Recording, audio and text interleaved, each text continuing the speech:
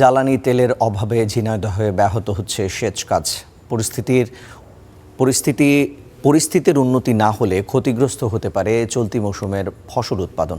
এ বিষয়ে আমরা আরও জানবো। সহকর্মী শাহজাহান নবীন আমাদের সঙ্গে সরাসরি যুক্ত হচ্ছেন। নবীন, এই ঝিনাইদহের সেচ পাম্পগুলো বন্ধ থাকায় এই মুহূর্তে বিকল্প কোনো ব্যবস্থা কি তারা করতে পারছে? কি কি সংকট তৈরি হয়েছে জানাবেন। যেমনটি বলছিলেন যে গত কয়েকদিনের যে জ্বালানি তেলের যে সংকট, সেই সংকট কিন্তু ঝিনাইদহে দেখা গিয়েছে, যার প্রভাব কিন্তু ঝিনাইদহের ফসলি জমির মাঠগুলোতে কিন্তু এর মধ্যে আমরা দেখতে পেয়েছি। বিশেষ করে ফসলের মাঠে পানির অভাবে সেচ কাজের অভাবে অনেক মাঠেই কিন্তু মাটি শুকিয়ে যাচ্ছে।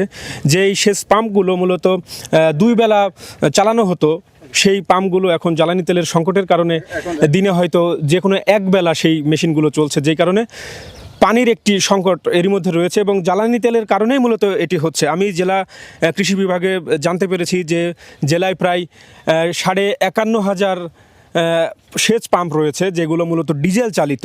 এই পাম্পগুলো দিয়েই জেলার প্রায় 11,500 হেক্টর জমি মূলত আবাদের আওতায় নিয়ে আসা হয়। আমি এখন রয়েছি ঝিনাইদহ সদর উপজেলার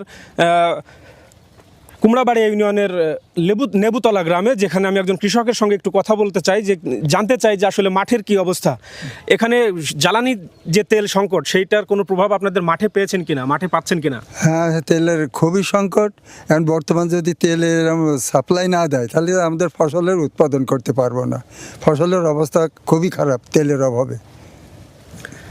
আমরা একজন কৃষকের কথা শুনছিলাম, পাশাপাশি আমি যতটুকু জানতে পেরেছি এবং ফুয়েল মালিক সমিতির যিনি সাধারণ সম্পাদক জেলা শরীফুল ইসলাম, তার সঙ্গে আমি কিছুক্ষণ আগেই কথা বলেছি। তিনি জানিয়েছেন যে খুলনার যে তেলের যে ডিপো, সেই ডিপো থেকে যে স্বাভাবিক সরবরাহ সেটি স্বাভাবিক রয়েছে, বিশেষ করে ডিজেলের সরবরাহ স্বাভাবিক রয়েছে এবং তারা পাম্পগুলো থেকে কৃষক পর্যায়ে কিন্তু তেল দেওয়া হচ্ছে। তবে কৃষকদের দাবিটা একটু অন্যরকম। তারা বলছেন যে দিনে যেই কৃষক একটি সেচ পাম্পের জন্য 5 লিটার জ্বালানি তেল পেতেন, তিনি এখন হয়তো দিনে 2 থেকে 3 লিটার তেল পাচ্ছেন, যে কারণে মূলত মোটা দাগে সেচ পাম্পের যে ব্যবহার সেটি কিন্তু কমেছে এবং এই সেচ পাম্পের ব্যবহার কমে যাওয়ার কারণেই জ্বালানি তেলের যে সংকট, সেই সংকটের কারণে মূলত কৃষি জমির যে ফলন, সেই ফলন ব্যাহত হতে পারে, এমনটি কৃষকরা আমাদেরকে বলছেন।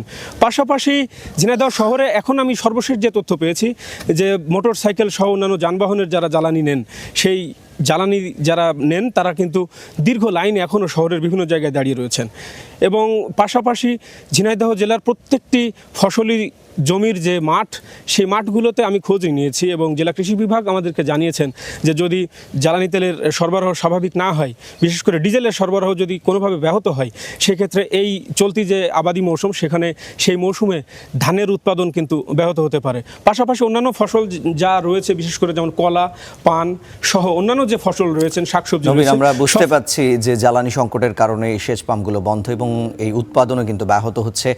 দর্শক, এই পর্যায়ে আমরা সরাসরি যেতে চাই চিফ প্রসিকিউটর কথা বলছেন সেখানে।